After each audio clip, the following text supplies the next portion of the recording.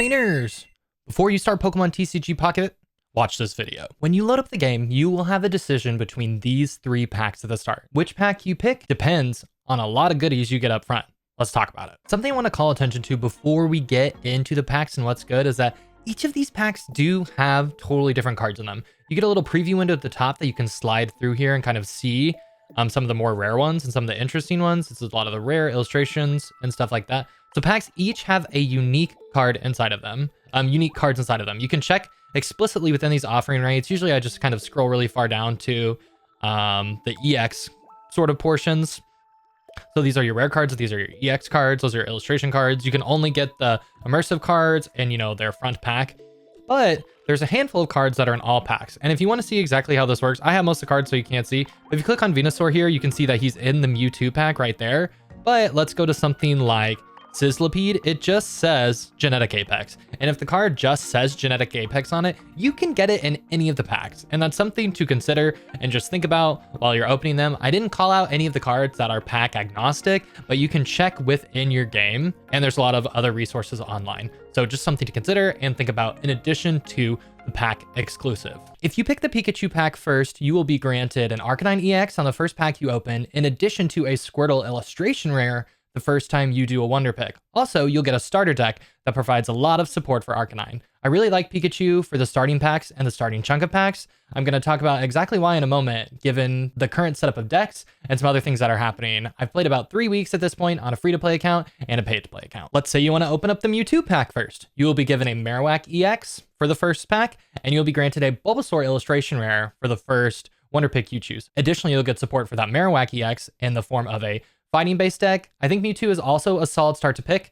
It's not my number one, and you'll find out later. And the last pack is a Charizard pack. I think this pack is going to be really popular. You're getting an Executor EX in the first pack, in addition to support for that as well, and a Charmander illustration rare. I think the Bulbasaur is my favorite illustration rare, but I know there's a lot of Zard fans out there that are going to be picking this pack first. So it's just something to consider on your first 3 packs, which EX you want, which illustration you want, and what deck you want to support that. Okay, we've talked about picking your first pack. Now let's talk about understanding the packs and really doing more of a deep dive about the pack. So something I want to cover is offering rates. I think this is a little confusing, and I was definitely confused when I started if you want to know. So the first thing you need to look at is that there's the concept between a regular pack and a rare pack. The rare pack will have no common, uncommon rare cards. It'll have, you know, it'll have all star cards. So they'll either be illustration rares, they'll be full arts, there'll be immersive art cards. So some examples of those, if you're unfamiliar with exactly this, there's the star rarity system. And it starts with a crown, 3 stars, 2 stars, 1 star.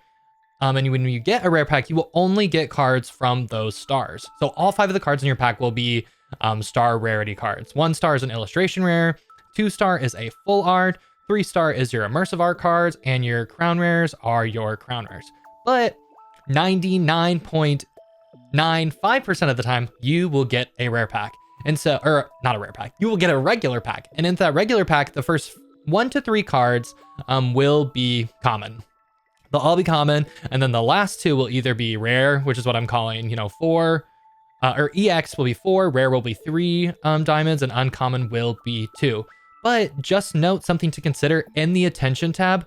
When you do pack selection, the cards are randomized after you open the pack. So you could see an EX in the first slot when you open the pack. That was technically slot or 5 when the pack was generated. So when you open the pack in order, don't get too excited about it being a rare pack if you see a star rarity up front or an EX card up front. EX cards, the plain ones, won't be in the rare packs at all. And that's how pack generation works in the game. It's a little bit different. I think I wish for the normal packs, they all stayed in the 4th and 5th slot, just so you kind of got a little more excited. Because when I see my rare card first, it's hype, but I'm a little disappointed in the end. So it's just something to note about the card system and opening the pack system. Let's get into the pack specifics now. Let's talk about Pikachu first. I'm going to go over what's strong in this pack and then some staples that you can potentially think about for other decks as well. So in the Pikachu pack, obviously you're going to be able to get Pikachu EX. This is one of the strongest EX cards right now. It's very fast. It's easy to get online. All of these cards shown on the screen are in the Pikachu pack as well. The Voltorb Electrode package is really solid with Pikachu,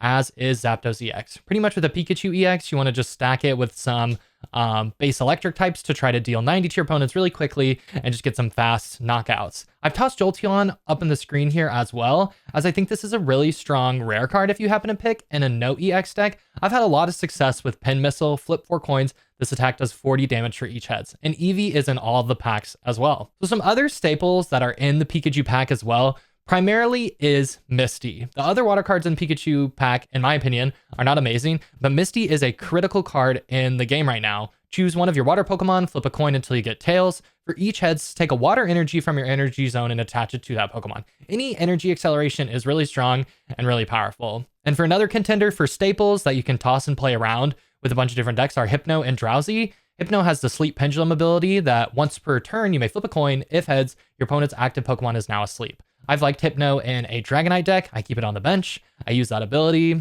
I put my Pokemon to sleep. You can toss this in a lot of decks and not include Psychic Energy in it. It's just something to play around with. The next pack I want to look at is the Mewtwo pack. And again, these are just the staples I'm showing on each screen as we move through.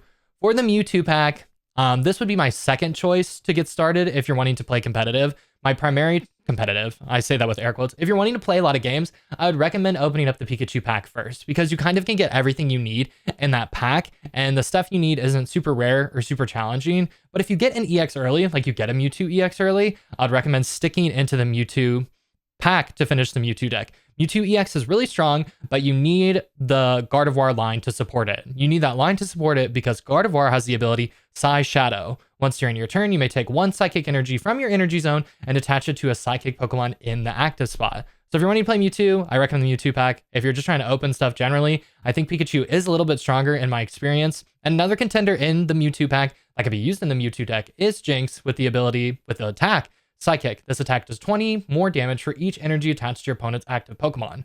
This is a great counter towards some of the Charizards people are loading up, as well as anything someone's loaded up with Misty that we talked about with the Pikachu packs.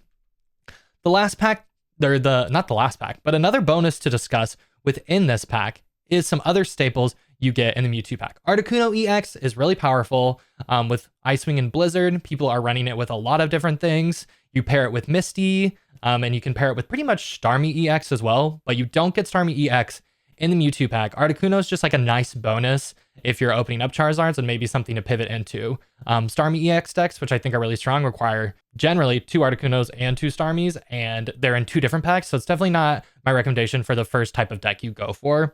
Another staple you can pull from this pack is Weezing as well. It's a great block. It's a great stall. Dark decks have been fairly strong in my opinion. A, B tier. It has the ability Gas Leak.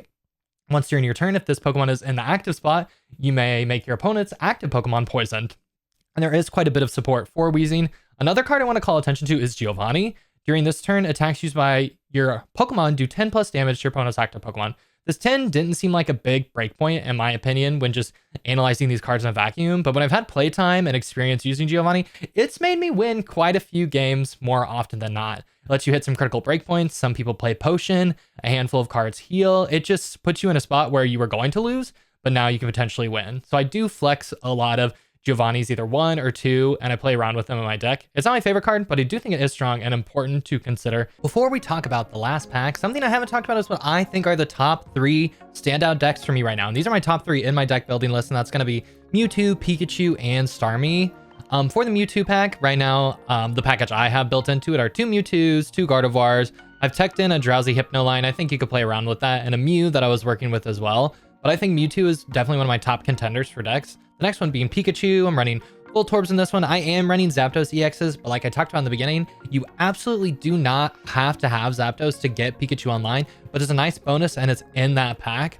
And the last deck that I think is really, really strong is just the Starmie package. In this one, I'm running it with Greninja. You can pair it with a lot of different water stuff. I think it's pretty good with Psyduck Golduck. I think it's good with Lapras, kind of just with whatever you have. But Starmie is hard to get based on if you need Misty, if you need Sabrina, and things like that. So those are my top 3 decks, just total getting started and just something to consider. Again, I recommend targeting Mewtwo or Pikachu or however you want to play. I think it's valid to play, but if you want to get a deck online, those are my first 2. I do think I lean a little heavy towards Pikachu and then Mewtwo afterwards.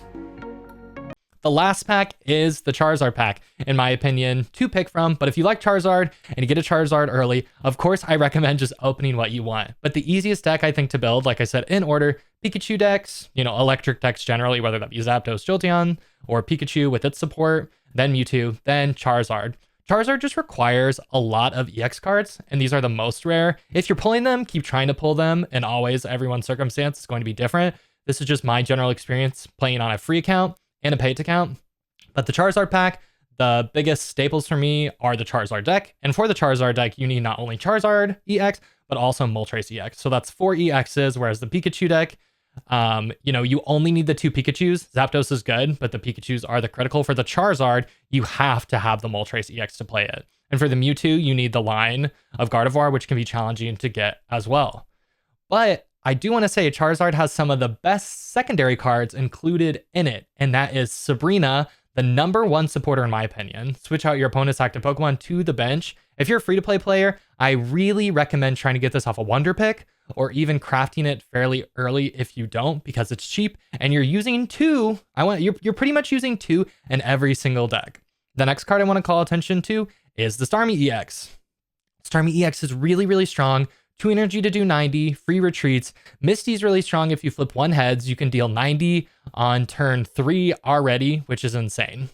So those are the packs I recommend. Those are some tips if you're just getting started. If you have any questions or comments, I would love to hear about it down below. What kind of packs are you opening? What kind of strategy are you doing to open packs? Do you agree with Pikachu pack first, or are you going to do something else? I want to talk about re-rolling your account.